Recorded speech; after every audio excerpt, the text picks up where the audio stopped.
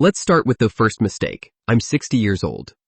And it took me more than 30 years, through exhaustion, insomnia, joint pain, digestive chaos, and even kidney stones, to finally understand what I'm about to share with you.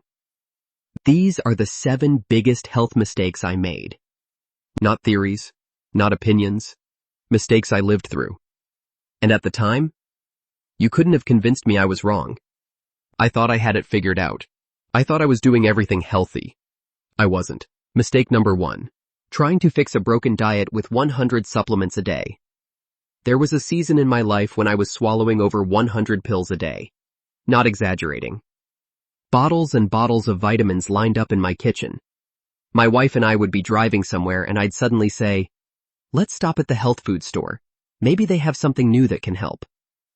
Chronic fatigue, severe insomnia, arthritis, brain fog. I was desperate. And I didn't want drugs. I wanted something natural. So I kept buying more supplements. But here's what I didn't understand. Supplements cannot override a bad diet. They are not substitutes for macronutrients. They don't replace protein. They don't magically compensate for blood sugar spikes. At that time, I was eating a vegan diet. I believed I was doing the right thing. I tried to get all my protein from plants. Beans, grains, legumes. I was constantly hungry, never satisfied, always low energy. Protein isn't just about muscle. It's repair, enzymes, hormones, structural tissue. Your body is largely protein, and I wasn't giving it what it needed. If I could go back, I would have started every morning with quality animal protein, fatty cuts, eggs, real food. Because when you get your macronutrients right, adequate protein, healthy fats, controlled carbohydrates, you don't need a warehouse of pills.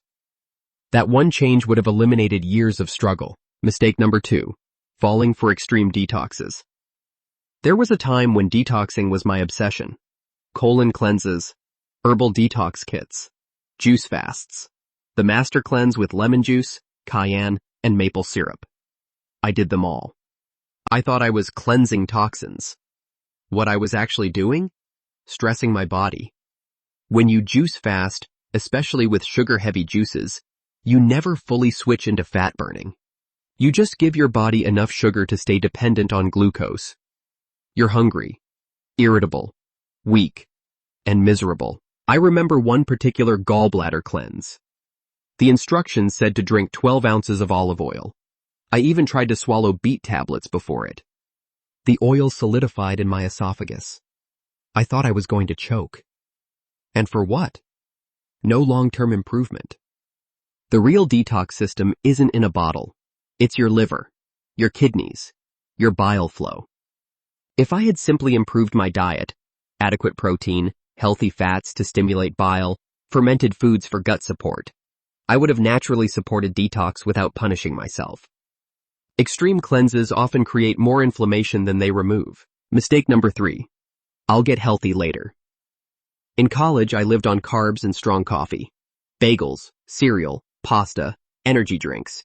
I told myself, once I graduate, I'll eat better. But here's what no one tells you. Your brain runs better on stable blood sugar. I was constantly exhausted, struggling to study, falling asleep while trying to concentrate. If I had eaten eggs, sardines, simple, affordable protein, my mental clarity would have skyrocketed. And after graduation, I didn't change. I went deeper into plant-based eating. More grains, more beans, more clean protein. My gut inflammation worsened. My fatigue increased. My health declined. It wasn't until I discovered a properly structured ketogenic approach, balanced, not extreme, that my energy finally stabilized.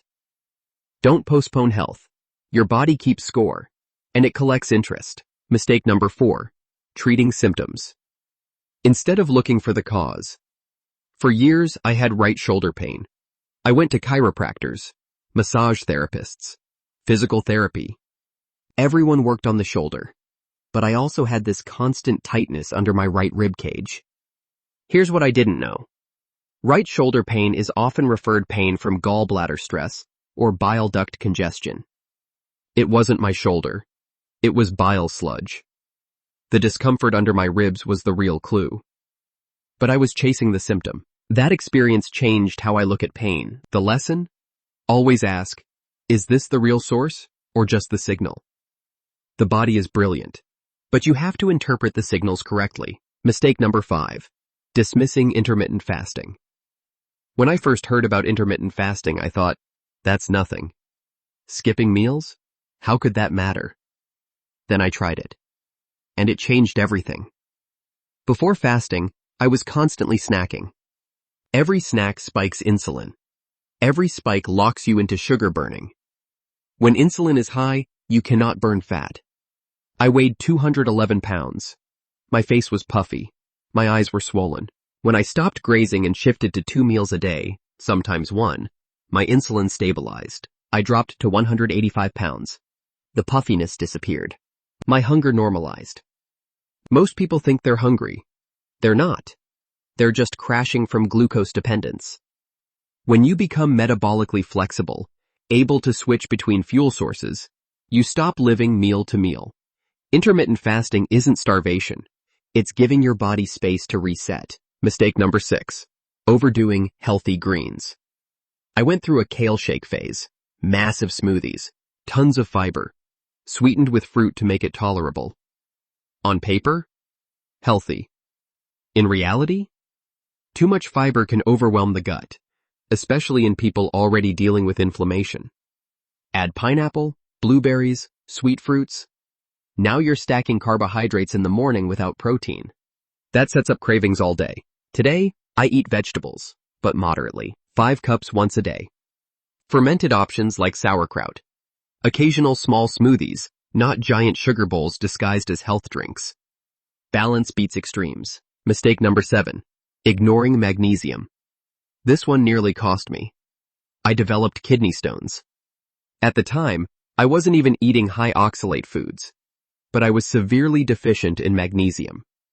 Magnesium regulates calcium. Without it, calcium binds improperly and forms stones. It also relaxes muscles. I had Charlie horses, muscle spasms, insomnia, fatigue. And I never thought about magnesium. Modern water filtration removes magnesium that used to be naturally present in well water. Many people today are quietly deficient. Once I corrected magnesium and vitamin D, the difference was dramatic. Sleep improved, cramping stopped, energy increased. Sometimes the simplest deficiencies cause the biggest problems. So what should you actually do? If I could go back 30 years, here's what I would focus on. Prioritize quality protein. Use healthy fats as primary fuel. Keep carbs controlled. Stop grazing all day. Avoid extreme detox programs. Eat vegetables in moderation. Make sure magnesium and vitamin D are adequate. No extremes. No fads. No 100-pill regimens. Just metabolic stability. I made these mistakes so you don't have to.